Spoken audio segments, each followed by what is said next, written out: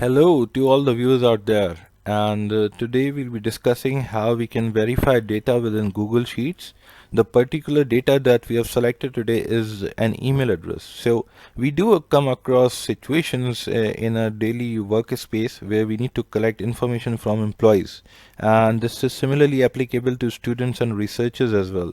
So if you are collecting an email ID of maybe thousand and thousand of employees, and you need to provide, or you are compiling a report, so it becomes impossible to check manually if everybody has filled this field correctly. Google provides us a magical formula which will enable you to check this, in fact verify this with accuracy and within minutes, I believe. So I have created a new spreadsheet here.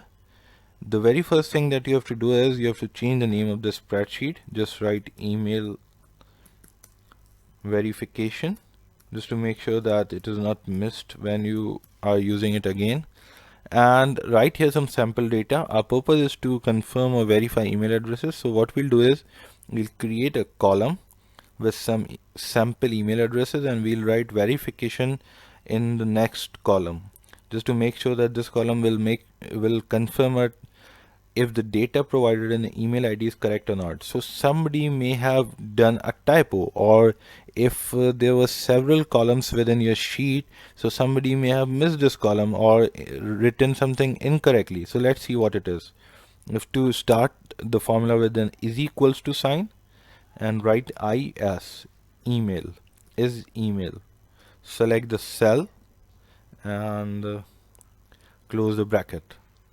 It's true, and drag it down till the last value.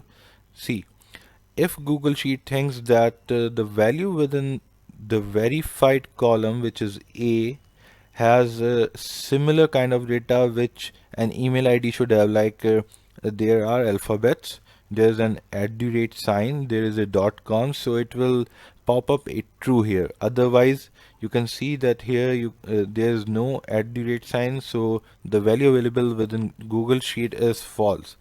Same goes with all these values. Currently we have got very less amount of rows, around 6, so you can always check it manually, but we are talking if we have data of tons and tons of employees, so you can do it in blink of a second and the accuracy will be top notch. So there is no differentiation about it. The other thing that you can always do within this formula is you can use an if sign, and you can then write some customized sentences within the formula.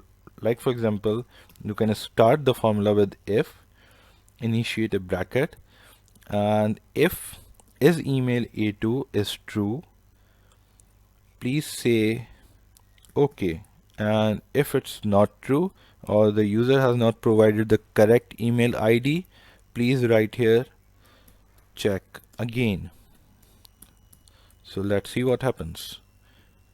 The first one was true, so we have been confirmed okay.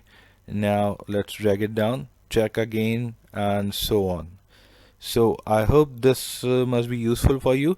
Please do use it when you're compiling complete database of your organization, if or maybe you are collecting email addresses from many of your employees or new inductees, and let us know your feedback. Make sure that you have checked the bell icon on our YouTube channel, which is LearnersDAC. Stay tuned and thanks for watching.